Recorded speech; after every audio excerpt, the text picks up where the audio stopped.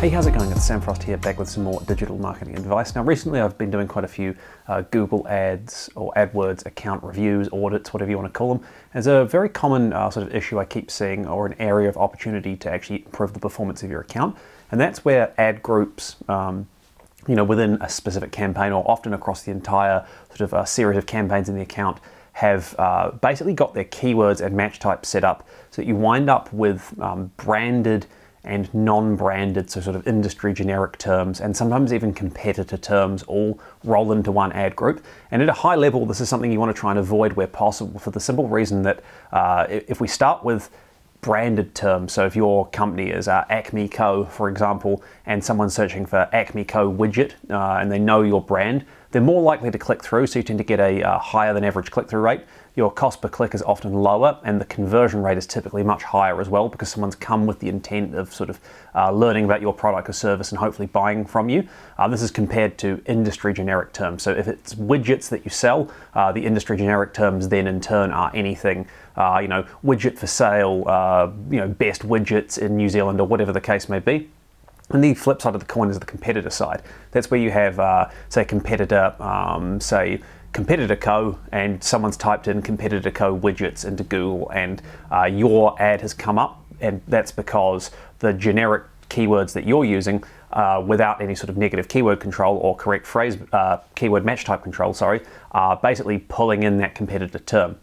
Now, targeting competitor keywords, as a sort of deliberate strategy, I've covered that in the past on this channel. To touch on it at a high level, sometimes it can work, sometimes it doesn't work so well. It's the sort of thing that, because with competitor terms, you have typically a lower click-through rate, a higher cost per click, and often a lower conversion. You really want to rope that off into its own campaign, or at least its own ad group, so that you can assess, is it actually worth even showing up for competitor terms? Sometimes it is, sometimes it isn't. I've seen some businesses do very well out of it.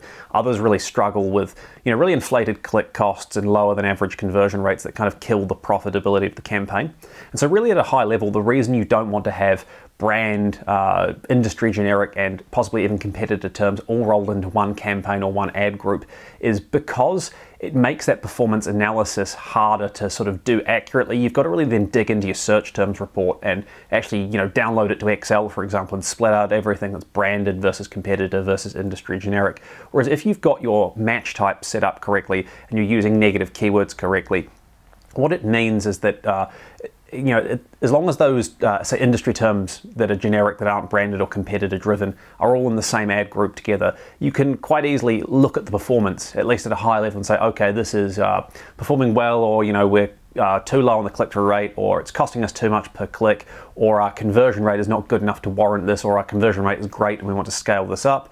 With the brand activity, it's the same thing. And once again, on the competitor side, it's just three very different ways of kind of achieving outcomes through search advertising, and by having them amalgamated into one ad group, which often happens inadvertently. That's the key point I want to stress.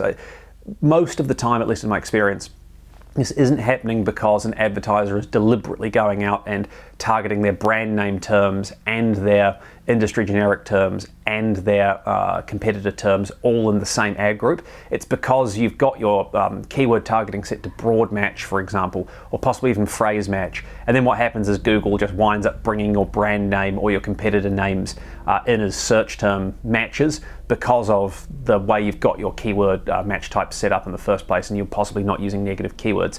So what you want to do is go and look through your campaigns and your ad groups at the search terms report after you're done watching this video, and look out for any ad groups in particular where, you've got a series of brand searches appearing in the same ad group as a series of industry generic or non-branded terms, and possibly even competitor stuff's coming in there. It's hard to say without looking in your account what exactly is going on, but keep an eye out for that. And where you see that happen, basically do a bit of reverse engineering and work out why. Is it because you do have a brand name keyword or a competitor name keyword or something like that in your industry generic terms campaign, or have you got a industry generic keyword in a brand name campaign? There's so many different ways this could happen, but start by looking at the search terms report and work backwards from there, and then look at how you can use things like your match type control and negative keywords as well to actually prevent your say branded terms, so your own brand terms, from showing up in your industry generic campaigns and ad groups. So it might be that you have to add your brand name as a negative keyword to those campaigns or ad groups in order to stop your branded terms showing, and then you restrict all of your branded activity to its own campaign, where you can dial the budget up and down as appropriate. You can change the wording of your ad creative more easily as well. Same goes with the competitor side of things. It might be that your standard ad creative or ad copy is not very well aligned for capturing competitor search business, and instead of a competitor campaign, if you're going to test it, you want to really focus more on why your product or service stands out from the competition, in a more sort of head-to-head with the competitor basis. So just something to look out for. Go and look in your search terms at an ad group level to start with. Identify where this is happening. If it's only happening very infrequently, you probably don't need to worry too much about it. But in these accounts I've reviewed, sometimes 30-40% of the search volume and sort of cost within any given ad group is coming from this sort of blend of competitor, brand, and industry generic terms. And by splitting it out, we can more easily control budgets. We can more easily control ad creative. It's easier to assess and analyze performance. If you've got any questions on this, please do let me know. Please like this video if you found it helpful. Subscribe for more digital marketing advice, and I'll see you next time.